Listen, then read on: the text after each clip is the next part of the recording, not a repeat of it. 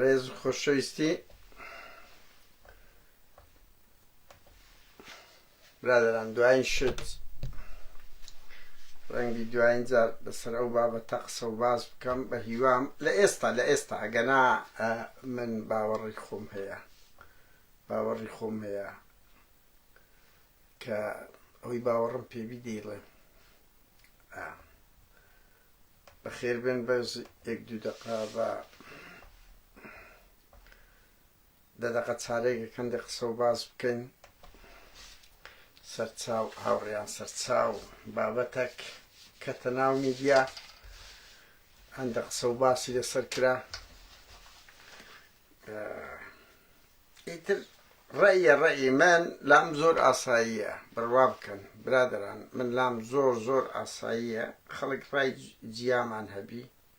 بەڵام بەس ئەو تەشیژ و جوێندانە زۆر عیبە کورە زۆر شەرمە. وەڵا نازانم چۆن ئینسان شەرم لە خۆی ناکە کاتێک کە جوێن دەدا کە بوشەی نەژاو دەگا. هاوڕێیان ئەوە دوێنێ هەر بالمناسەبە ئەوە هەموو خەڵک لۆم دەنێری، ئەوە دوێنێ ئەوە گوتی من ئەطلاقەن یەکگرتوو نەبوومە، من نازانم ئەوەیە بزانم ئێستا کاندیدی یەکگرتووە لۆ ئەو انتخاباتەی، تر نازانم دوای ئەو فەزاعەتەی چکە ئێستا حسێن گردە چاڵی باز بکە یەکسەر مەسیار دێتە بەرچاو، یەکسەر بڕوا بکەوە ناوی ڕۆیش تەواو ئیتر نازانم یەکگرتوو ئڵغا دەکاتەوە یان و هەر لە ناو یەکگرتوو پەیوەندیان بە ڕووداو کردێ بۆ زانینی ناویت لۆبی یەکگرتوو هەیە لە ناو ڕووداو پەیوەندیان پێ کردبوو ئەو فەزاعەتیان بەخوانەیە کەشف کرد. تەمەشای دەیگوتە من یەکگرتوو نیم.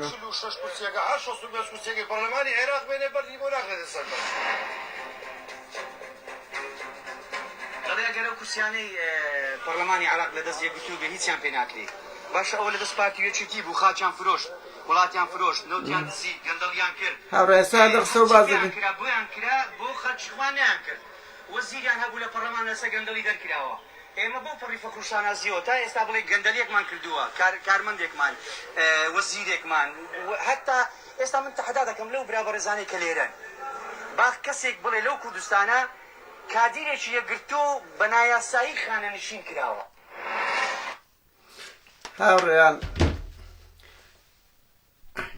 هاوڕێیان ببورن بەرحاڵ لەندە قسە و باز دەکەن ئەوە دیش شتان کو تووڕە بوو ژێنی بە ئەوەیدا لە تووڕەیان ئەوها تووڕە بوو لە من گوتی داعشرەت و باشترە. تەمەشای هەر ئەوە تا ئەڵێ داعشرەت و باشترە داعش ئەڕێنەدان دە خەڵک دێ ئەستان دە قسە و باز دەکەین بۆ دوایین جار لەسەر ئەو بابەتەی.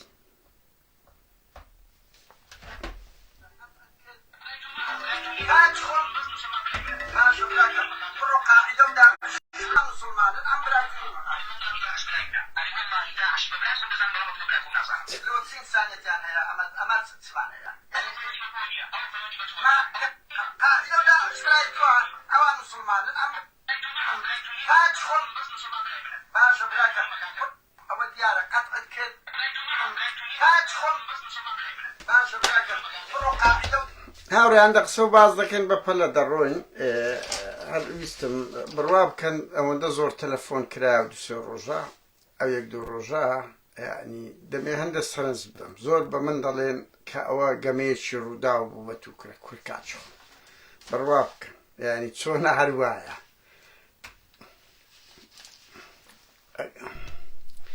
ببورن. من لە ماڵ دانیشت بووم ئەو راپۆرتە هاتە ناو فەیسبووک سەیرم کرد زۆر سەرنجڕاکێشە زۆر سەرنجڕاکێشە. یەک دوو کەس دەناسە پەیوەندیم پێیان کرد وتیان ڕاستە چۆن ڕاستە پێیان گوتم بەهەرحاڵ دڵنیا بە مەسەڵەن هەندێک کەس هەیە جێی سقەیە ئیتر کردمە خەبەر چوە من گومانم لە مەلا مەزهەر بوو بەڕاستی چکە مەلا مەزهەر ژێ فەعلانەی هەیە ها مەلا مەزهەر زانم ئێستاویش گڕ دەگریتم. بەهەرحاڵ ئەیوتی ناوەڵاو نییە کەشکێ بەهەرحاڵ کردمە خەبەرێک ئەو کۆمنتە ئیستفزازیانە نووسراوەی کرد بێم ئەوە بم. هاوڕێیان یعنی هیچ ڕەبتی بە ڕووداوە بڕوا بکە تەلەفۆنم لە بۆ ئەو ئافرەتە کردێکە پەیوەندی لەگەر کردیە ئامادە نەبووە قسەم لە بۆ بکە لە بۆ میدیا ئامادە نەبووە یعنی ئێستاژ ئەگەر بتوانی ئەم قسەی لەگەڵ دەکەم بۆ ئەوەی لە زاری ویچکو ئەوان کاکە کەرەسەی زیاتریان پێە دوکۆمنتەکانیان پێ بووە ئەو مەلایەش ناوێری بچی لەگەوان قسە بکە ئەو مەلایە مسیار باز ناوێری لەگەوان بچی قسە بکە لەبەرەوەی بەڵگەکەی لۆ لێ دەدەن بەڵگەکەی لۆ لێ دەدەن بە خۆتان خۆتیتان چەند جارە ئەو خۆی بە درۆ بێختەوە ناڕاست بێختەوە کە لەگەری نەفی دەکرد دوای ئەوە ئێستا ئەتراف دەکاتن لەبەرەوەی هەروە دێنیان ئینسانێک ئەگەر شتێک لەسەر ئەساسی درۆ بوو برادەران شتێک درۆ بوو خەلەلەکە دروست دەبی بەس ئەگەر ڕاست بووی دروست نابی بێمنەت دەبی و من ئەگە کەت نەکەم نەکردبی ناترسم نا لە دوور چاوی شێر دەچەقم بەس ئەگە کردم وەکو سەگ ینی بەڕاشکاوی ئەوە نازەم هەمووانەی سەجیانەیە کچیان دەکەنە بنپەوە ناوێرن حاڵەتەکە هەر ئەوەندەیە بڕوا بکە من هیچم نەکردوی لە خۆم نەترسم بەس کە کردم ناوێرم قسە بکەم دیدار بکەم خۆمەوە بکەم بەرحاڵ ئەوە هیچ ڕەبتی بە ڕوودا و گەمەی سیاسی و ئیستیغلال بڕوا حاڵەتێک بوو چاوم پێکەت کردمە خەبەر دیتم زۆرێ بریندار کە قسە دەکەن تەبعکم هەیە من ئەوانە ئیستفزاز دەکەن زۆر دادەبەزم یعنی تا قەزیەکەی گەورە دەکەم و سروشتم ئەمن سروشتم وایە کە ئیستفزاز دەکرێم کەیسەکە زۆر گەورە دەکەم هەوڵ دەدەم بە سەد شێوەی بیکەمە بابەت بیکەمە ڕۆژەر بیکەمە ئەوەندەی پێم دەکرێ یعنی ئەوان وایان کرد ئەگەنار بە خەبەرە کۆتایی داهات وەکو سەدان خەبەریت هیچ ڕەبتی ڕووداوی چ ئەو ڕووداوی ئێستاژای من دام و دەستگایەکە بە قوتی خەڵک بە قوتی داهاتی دزراوی خەڵک کارمەندەکانی هایلایف دەژین بەشەکە لە موئەسسەی مەچینەی چەواشەکردن بەشی زۆری لە بۆ تەمجیدی نەچیداندرایە هیچ ڕەبتی تەحلیلە سەقەتانە دەکرێ و فێڵیان لێ کرد و کورە بابە وەڵا بخۆم بەخوا خۆزی ئێستا ئەو پەیامنێرەی ڕوودا و وێری قسەم لەگە بکە بەخوا ناوێرن قسەم لەگە بکەن بڕوان پێ بکە تەحەدایان دەکەم وەکو ئەوان ئەوە خاڵی دووەم زۆر کەس ئەڵێ کار لێ دەکەم وازبینەوە و مەسەلەی ئەوەیە بکچخم بۆ هەستبینین هەندێک شتەیە فازڵ میرانیان حوسێن گردە چاڵی بە ژنی کورد ڕابوێری پێگەکانیان بەکاربین چ فەرقی هەیە کوردەواری گوتنی بایان باران لە بەفردە هەردووچی دەیتاوێنتەوە ئەسڵەن ئەوەی بە دین زۆر خەتەرتر و زۆر قێزەوەنترە تو بێ دین استیغلال بکەی لە بۆ شەهوەی جنسی لەولایە بڵێ دەبی نقاب لەو لازبی بە زۆرێ بە ناوی دین بچی شەهوەتی سکسی خۆتی پێ بکەی ئەوە دیاردەیە کورە برادران وەڵا من زۆربەتانم لەبەر چاوی کەت کە نەک ئۆپۆزیسیۆن نینە خەڵکانێکن بڕیارتاندا دژی پارتی وێچێتی بن ئەگەر نا ئۆپۆزیسیۆن بوون دەبێت دژی هەموو دیاردەیەکی قێزەوەم بێ تۆ دێی قسە بە فازڵ میرانی دەرەی کە مەلا بەختیار دەڵێ کە ژنی خەڵک داریش دەکە بەس عەبدولەتیف سەلەفی دەیکە ئەو هەموو مەلایە دەکەن مەیسار مەسیار کە بەشەکە لە قەحپەخانە و گەوادیخانە پارەشی تێدانی وەکو سیغا فەزاعەتەکە فێڵ لە ژن دەکرێت بە ناوی شەرع بە ناوی دین تۆ دەی قسەد نییە لەسەر ئەو تاوانە قێزەوەنا لەسەر ئەو خەڵکانەی کەوان لێ دەکرێت هەر چادەوروبەری منە خۆ کوردن خۆ نەچوونە لە ئەمازیغ بۆ بکەن تۆ قسەتان نییە لەسەر ئەو دیاردە قێزەوەنا نەتان بوو دێن وەڵا ئەو خەبەرە 100% دقیق نییە بەڵگەی یەکلاکەرەوە دەنجی ئەو ژنە نییە یان دەنجی شایەدەکان نییە بێ لێرە بە ئاشکرا بکە یان فلیمەکی ڤیدیۆیی نییە کە ئەو شتە ڕوویدا ئەی هاوار یعنی چ ویژدان چ ئەخلاقێکە ژنێک بێتە بزانە ئاری ڕەحمان ڕاستە بالۆ لای ئەوە یەک دەقە خوابە بە نازانم ئەڵێم هاوڕێیان ئەوانە دایک و باوکیان گەورەیان نەکردیە ئەخلاقیان نەداینێ بەرهەڵ ئەوە سوپارە تویژدانتان یەکێک هەڵگری فکر بی یەکە خۆی پێ ئیسلامی بێ ئەبێ نمونەیەکی باڵای وەکو علاءالدین سەجادی، مامۆستا کەریمی مدەڕس، مەلای گەورە، یعنی دەیان شێخ مەحموود و شێخ سەعید و ئەوانە کاکە، ئەوانە کە خەڵک دینی خۆش بێ، کەلتوری دین و کەلتوری کوردەواری تێکەڵ چێژ بووە. ئێستا کەلتورە کاتێ مەسیار هینایەتیان لە ئەوروپا لە سعودیا کە دیاردەیەکی هەرە قێزەوەنە هینایەتە ناو کۆمەلگای کوردی لە بڕی ئەوەی بێ ئیدانە بکەیت دژبی تۆ دەی پشگیری لەو مەلایە دەکەی لەو دیاردەیە دەکەی قسەتان نییە لە کاتێکدەوە قەحپەخانە و گەوادیخانەیەکە چێ قبوڵێتی خۆش چی ببردرێ دایکی ببردرێ بێەوە ژن بیت بە ناوی دی ئێکاکە وەڵا بەشێک لەو مەلایانەوە دەکەن. من قەت نەمگوتی هەموو مەلایەکان، قەت نەمانگوتیە ئیسلام وا دەڵێ لە کوێ قورئان و حەدیثێکی پێغەمبەر ئەو شتە باس کرایە. دەوام تەحەدا دەکەم ئەگەر لە شوێنێک باس ئەوەیە شیعە سیغەی هەیە و سوننە ئەوەی هەیە و لە مەغریب هەر کارەساتە کارەساتیان هەیە دێن یعنی بڕوا بکە چیرۆشی وا هەیە لەو مەغریبەی کارەساتە هاوڕۆ برادەر یعنی کەسێک سەری دەکەن دەتراش وەتی لە مەغریب بووم وتی وەڵا لەگە ئافرەتە چی ڕام بوات گوتی تاس بێنێ ڕەقسی لەو کردم دوای گوتی وەڵا دەبی من قورئان بخوێنم یعنی بە باوەڕی شەوە لەبەر ئەوەی هەموو ببرسن لە ناو مەغریب و ئەو شتانە عەق دەکە دەخینن دەرێت تەواو پێکەوە دەژین یعنی شەرعیەتی پێ دەدرێت شەرعیەت کاکە ئەمە دەبێت دژبین هەر دیاردەیەکی جوان هەبی لە هەر بیر و باوەڕێک پشگیری دەکەی و ئەوە هیچ باز لە خودا و پێغەمبەر نییە هیچ کفر نییە ئەو دیاردەیە قێزەوەنە بە قوربان دیاردەیەکی خز ئەگەر لات نۆرمالە تۆ دەبێت پشگیری بکەی ئەگەر دژیشی دەبێت دژیبی. من زۆرم پێ سەیرە لە ناو کۆمەلگای کوردی ئەو دیاردە سعودیە قێزەوەنە هاتیە قسەی لەسە ناکە ئەمەش قسە دەکەین دەڵێت ئەمە خۆت سووک کرد تو ویژدانتان ئەمن بێم دژی ئەو دیاردە قێزەوەنە لەگەڵتان قسە دەکەم ئەمن دەڵێ ئەدۆوەس خۆی سووک کرد ئێ باشە بۆ خۆمان سووک کرد ئەمن کەترم کردی وەچی ئەو مەلایەی ئەمن دژیمە لە بڕی ئەوەی پشگیری بکەی بڵێ کاکە دیاردەی مەسیار دیاردەیەکی زۆر قێزەوەنە سعودی و خەلیجیە هینایەتیانە کوردستان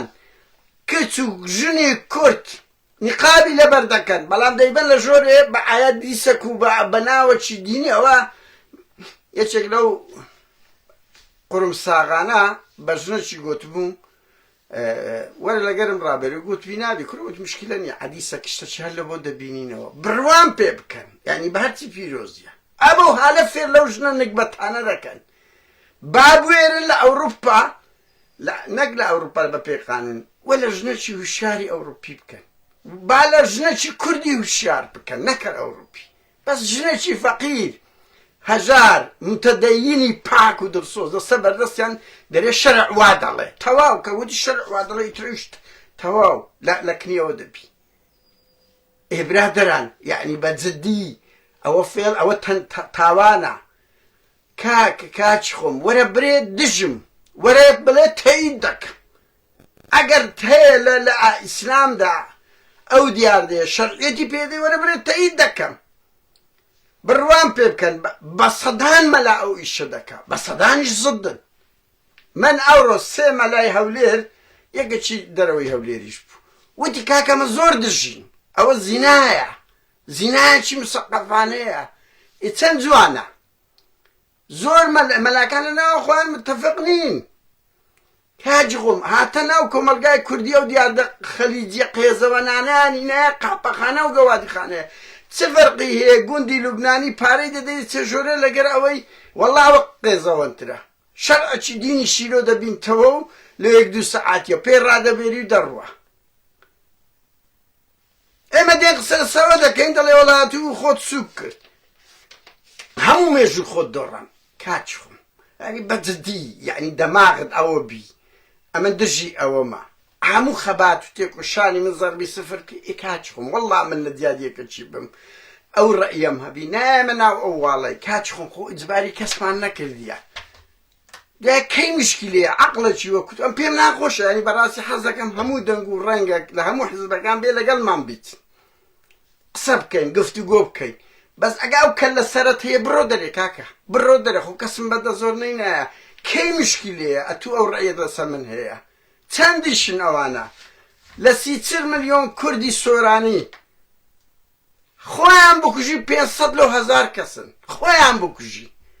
500 لەو هەزار کەسن ئەوانە تەسکەی داعش دەکەن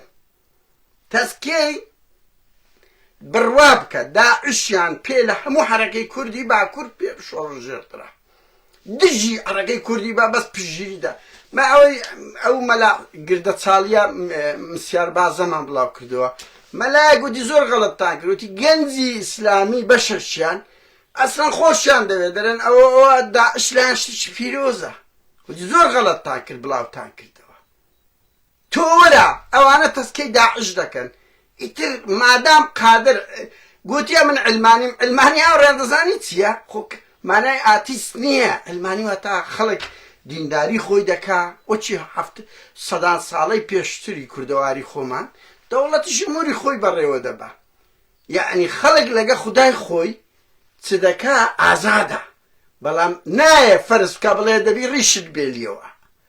دەبی چارژن ببتە ئیجباری بەنمونەنەک ئیجباری ئەنی ئەوەی ئیسلام فەرز بکەیت لەسەر خەڵک دەبی ئازادانە بی وەکو ئێرە ئێرە ئەلمانی چۆنە ینی خەڵک کەنیسە ئەوەی خۆی دەکا شتە ئاینەکانی خۆی دەکە خەڵکی کەشەوەی دەکا قسەی مە لەسەر ئەوەیە ئەلمانی بوون مانای کافر نییە زۆر سەر و جێرتان تێدەگەێنن و هەمووشیان دێنە ئەو وڵاتانەی کە ئەو شتەی هەیە و دێن بیر و باوەڕی خۆیان دێ جێبەجێ دەکەن بە سەدا مزگەوت لێرە هەیە مافە بە قوربانەوە مافە ئەو پەڕی دیموکراسەت هەیە خۆ وەک هەندێکتان نین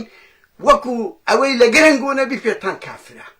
ئەوزە چش 50 بیر و باوەڕ و بیر و بۆچوون و عەقیدە لە حیزبەوە دەگری لە مەزهەبەوە دەگری لەسەر هیچ شتێک ناتوانێت متەفق بی ئێکاچی خۆم ئەو زەدێتە ئەو وڵاتەی وەچی گەزۆی من ئەو ڕۆژەش دەرێ 39 دقە 3 دقە لەگەم قسە ئێبابە 15 دقە باسی جوێندانی گۆم کردیە 8 دقە باسی ئەو دوو ڕوویەتانم کردیە من ئیسلامی بم نایەمە ئەو وڵاتەی بشیم ئەو باوەڕەم هەبی ئیسلامی بوون چییە خۆ ئەو ملیار و نیوەی هاوڕێیان هەیە ئەم نیش دەگرتەوە ئادیستەشیش دەگرتەوە ئەلمانیەکانیش دەگرتەوە مەشروب خۆر و ئەوەکانیش دەگرتەوە ئەوانەی نوێژیش دەکەن بەس بە شکلی هەمووی دەگرتەوە تەوەکو چۆن لە عەمەلیای ئەنفال وتیان 182,000 کەس بووە 182,000 ئێوە خەڵکی منتیقەکەی 182 خوار 182 شوون بزر نەکرایە یعنی ئەوەش ملیار و نیوەکە وایە دڵتان خۆش نەبی هەموو ئەوانەم زۆر برادر نەدەبووە دەستی لۆ ببەی خەڵک بابە باو 2,000 کەسە بڕواتە دەرێ یعنی بەجددی ئەگەر عەقڵی وابی تەسکەی ئەو دیاردە قێزەوەنە قەحپەخانە گەوادی خانەیە بکرێ و بەناوی دینیش ئەمن دەژم بڕوا بکەن هەر مەلایەشکە کردی بە من بڵێن ئەمن دێمەوە سەری دێمەوە سەڵی و کەی چێشەیە ئێمە خەبات دەکەن دژی دیاردەی قێزەوە نین گوندی لوبنانی ئێمە ئیسارەمان کرد بڕۆوە سیر کە چەندین لایڤ و ئەوە 4-5 ساڵاتە بووە قەزیە هەموو شتێکمان پێ دەکرێتە قەزیە هیچ کەسێکیش لای ئێمە پیرۆز نییە هیچ کەسێک لای ئێمە پیرۆز نییە لە دەرەوەی ڕەخنە نییە تەنیا قودسیەت لە بۆ جوانیە لە بۆ ئازادیە لە بۆ خودای گەورەیە لە بۆ هیچیت کە نییە مەلایەک عەبدێکی ئیلاهیە وەکو هەموو ئینسان بە دەرەوەی ڕەخنە نییە بە من دەڵێ ڕەخنە لەوانە مەگرێ لۆ نەیگری کاکە کە فێر لەو میلەتە هەژارەی دەگری کچ و ژنی کورد هەتک دەکەن پارە لە خەڵک وەردەگرن مەلا بە ئەو ڕەخنەیان لێ بگرین کام مەلا دێتن فاتیعەک مەلا ژنمارەکردنەک یعنی تازیەک شتێکی بە بەلاش دەکە ئیتخوا بە جددیمە یعنی بۆ ڕەخنەیان لێ نەگرین کاکە خۆ ڕەخنەمانەوە نییە تو دژی خودای مەلایەک ئەگەرە تو عەقیدەیەکی مەبدەئی تێبڕۆ لە خوداییش بکە نەک لە بۆ پارەکەی و زەوقت ئەوە بکەیت دیاردەیەکە من دژم بە ئاشکرا هەر کەسێک بیکە کە دژی گوندی لوبنانیم کە دژی ئەوە مەسوولی کورد کچی کورد بە ناوی کوردایەتی فێڵی لێ دەکا دژی ئەوەشم بە ناوی ئاینوی لێ بکرێ ئەوە ئیشی مامۆستایەکانە ئەمە مامۆستا ئاینە بە شەرەفانەیە کە دەیانەوێ ئاینەکەیان ئاوا ئەوە نەبی بڵێ مەلا ئەو وێنەیە هەبی وەڵا ئەوە لە دوو ڕابواردنەیە ئەو وێنەیان بڵاو کردەوە ئەو مەجموعە مەلایی ئەو چەند ساڵی ڕابردوو کە بەس خەریشی خۆیانن چەند حاڵەتی ئەو حالە دروست بوو بۆیەوە کەی مشکلەیە کاچ خۆم خۆیان بکوژن 2000 کەسن ئەوانەی کۆمنت دەنووسن با 10,000 کەس 100,000 کە لە من تووڕە ببی بەڵام چەند خەڵکی تر دژی ئەو دیاردەیە قبول ناکرێت کاکەمە لە سەردەمەک دەژین سەردەمەکان جیایە بە دەیان ملیۆن کورد هەیە کە تەسکەی ئەو عەقڵەتەی پێ ناکرێت کاکە ڕۆی مارە بەجاش دیاردەیەکی هەرە قێزەوەم بوو دیاردەیەکی هەرە قێزەوەم بوو بە قوربە لە کێچ شەرمەزاریە بە نیچوانی کۆمەلگای کوردی شەرق ئەوسەط بگەوادی خانەک بوو خەڵک ژنی تەراقاچوو دەبا یەک شەو بیبا شەو یەکێک لەگەری سکس بکە بهینتەوە تۆ بڕوات پێ ئەمە لای من گەوادی خانەیە قاپەخانەیە تۆ بەدەستی خۆت تووڕەبی لە ژنەکەی خۆت بۆ بە یەکێک سواری بیت بەهەرحاڵ هاوڕێیان من ئەو دیار ئەوانە ئەوە ڕێی خۆمانە و پرەنسیبە من ناتوانم درۆزم بم و ئەمە ڕێزم هەیە هەموو کات قەت ئیشی من مەسەلەی ئاین نەبووە تێکەڵ نەبوویمە ئێستاش ئیشی من نییە نایەمەوە سەری نایەمەوە سەر ئەو مەسەلەی دەبەرەوەی هەر کەس اختصاصی خۆی هەیە بەڵام دیاردەیەک قێزەوەم بی هەر فکرەیەک کردبی دێمە سەری کەمپین دەکەین دەیکەینە بابەتەشی گەرم و گوڕیش چێ چ دەڵێ ئازادە من دەزانم وجدانم ئاسوودەیە و سبەی بۆ ئێمەیە دیفاع لە بەرامبەر خودا لە بەرامبەر خێزان لە بەرامبەر وجدانی خۆم ئاسوودەم چ دەڵێت با بڵێن ئەو ڕۆوایە من دەیان لە دژی پارتیۆچێتیۆمان کرد 100 ئەوەندە کۆمنتمان لۆ نووسرایە 100 ئەوەندە هجووم کراینە سەر 100 ئەوەندە خائین و ئەوە کراینە کاچ خۆم چۆن دەکرێت چ عەرەبەکان هەر یەک قسەشی دەکردیان گۆتەوە دژی خوددایە برێم دژی ئەوە ئەمیری ئیسرائیلە پارتیشی قسەکەەوە ئەوت تابووری پێنج و نازانم زەرقاوی ئەوانەش قسە کەوتیشی خوددا لۆ دژی خودداینە لۆ دژی پێغەمبەرینە لەگەڵ ئەوەی لە دیندارە لا ئیکراهە فی الدین دەرچینە ناو قەبری خۆمان ئەوەندەی ئێمە ئیش بۆ ئینسانیەت دەکەین ئینسانیەت دەکەین کام مەلا کردی چی کامیان دژی ستەم بوونە کامیان دیفاعیان لە مەلا سوسەیی کردیە لە مەلا هوشیار کردیە کوراوانە بەس شکلین هاوڕێی خۆیان دەگیرێ و دەکوژە ناوێرن برن لەل ناوێرن بەس دێنە سێر گوشە دنیات لە سەخرا دەکەن بەهەرحاڵ هاوڕێیان من هەرویستم ئەوە بدەم چێ تووڕە دەبێ چێ کۆمێن دەنووسی ئازادە دەڕوا تەقیمیمە ئەمن تەقیمم لەسەر زۆر خەڵک هەیە یعنی دەیانم بانک کرد لەبەرەوەی من نامەوێت جوێندەر لەناو کۆمە لەناو واڵەی من هەبی زمان پیس بڕوا بکە دەرەقەت بێم هەمووی دەکەم جوێندان هیچ سوودی لە بۆ کۆمەلگا نییە زمانی ئیستفزاز و ئەمە سەرمازفی کرد لەگەر جوێندانی پارتیۆچێتی ئێوە چن 500 کەس 1000 کەسێکن دێنە ناو یەکە 3-4 دەنووسن هەر بنووسن بەس چ پەیامێکتان پێ لەو ناو خەڵک چەند ئەنگۆی خۆش دەوێت برادران خەڵک ناوێری لە بۆ مەلایک بکە کۆمنت بکە ئەزەوەرە پێشان بەس پارتیۆچێتی و ئێستا ئەوەی تەکفیریشی هاتە سەری بڕوا بکەم بە مەلاین خەڵک زیاتر لەگەڵ ئێمە ئەوەیە لەبەر ئەوەی تۆ دیاردەی جوان پیشان بدە هەر بیر بە ئەو ئەوڕۆپایە ئەمەش وەخت خۆی پێمان بوو ڕەسمالی بوو نازم کاکە هاتی وەڵاوان واڵا ئەوە زۆر ڕاستتر بوون ئەو سۆسیال بۆرژوازیانە لەو دروشمە بریقەدارانەی ئەمەیان پێ فری دەدا عەدالەتەکە لێرە دەبینی کە من ئەو ڕۆژە دەڵێم خاوەن پێداویستی خەڵکی پیر وەرە نەخۆش چ خزمەتێک لێرە لەسەر حسابی حکوومەت دەکرێت هەی لە کوردستانەکەی خۆمان لە شەرق هەمووی هەڵدێ لە ئێرە ئەوە بە 100 ساڵ بەهەرحاڵ بەداخەوە هاوڕێیان ئێمە جەدەل دەکەین گفتوگۆ دەکەین هەموو شتێکی بدایەتی شوایە سەرەتاکەی تووڕەبوون و هەڵچوون و جوێندانە دوای عاقڵ دەبن. من داواتان لێ دەکەم بۆ خۆتان عاقڵ بن، گفتوگۆ بکەن، چ بیر و باوەڕەکەت هەیە وەرە